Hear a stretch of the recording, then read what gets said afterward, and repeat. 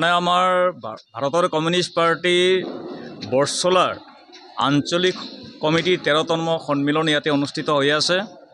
এই সন্মিলনত বিশেষভাৱে যোৱা 3টা বছৰ যি কাম কাজ আৰু ৰাইজৰ যে সমস্যা লৈ পেলাই যিসমূহ আন্দোলন আদি হৈছে, এই সমস্যা সম্পৰ্কে আলোচনা হ'ব। আৰু আগত দিনত বিশেষভাৱে আমি দেখিছোঁ বাগান অঞ্চলেই হোক, চৰ অঞ্চলেই হোক, এই আজি যে উচ্ছেদিত মানুহক যে দুৰ্দশা বাঢ়িছে, এই সম্পৰ্কে আলোচনা হ'ব।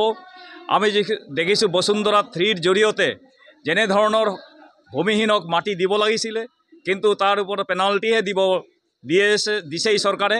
ইয়াৰ বাহিৰে মূল্যবৃদ্ধি আৰু মহিলাৰ নিৰ্যাতন, মানুহ আজি জ্বলা কলা খাইছে। আজি আপোনালোকে জানে যে ভাৰতৰ কমিউনিষ্ট পাৰ্টি আটাইতকৈ ভাৰতবৰ্ষৰ ভিতৰতে এটা বামপন্থী দলসমূহৰ ভিতৰত আটাইতকৈ সংগ্ৰামী পাৰ্টি। এই পাৰ্টিৰ আজি সন্মিলন, ব্ৰাঞ্চৰ পৰা আঞ্চলিকলৈ সন্মিলন, তাৰপিছত জিলা সন্মিলন, ৰাজ্যিক সন্মিলন আৰু কেন্দ্ৰীয় সন্মিলন হ'ব।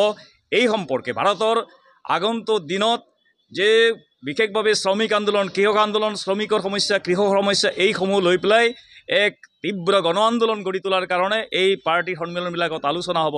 আমাৰ শোণিতপুৰ জিলাত জামুগুৰি 14 আৰু 15 তাৰিখে ডিচেম্বৰত জিলা সন্মিলন হ'ব, আৰু 4, 5, 6 তাৰিখে গুৱাহাটীত জিলা সন্মিলন অনুষ্ঠিত হ'ব। এই সন্মিলনবিলাকত আমাৰ অসমীয়াৰ সমস্যা, আমাৰ জিলাৰ সমস্যা জিলা সন্মিলনত আলোচনা হ'ব। আমাৰ ঢেকিয়াজুলি বৰছলা অঞ্চলৰ সমস্যা ইয়াত আলোচনা হ'ব। আপোনালোকে দেখিছে যে বৰছলা যিটো আছিলে, এই আজি বৰ্তমান বৰছলা নাই, ইয়াত ঢেকিয়াজুলি সমষ্টি হিচাপে হৈছে। কিন্তু আমাৰ যেহেতু কাম কাজ যোৱা 3টা বছৰত এই অঞ্চলত আছিলে, এই বৰছলা পুৰণা বৰছলাত আমি এই সম্পৰ্কেও আলোচনা হ'ব।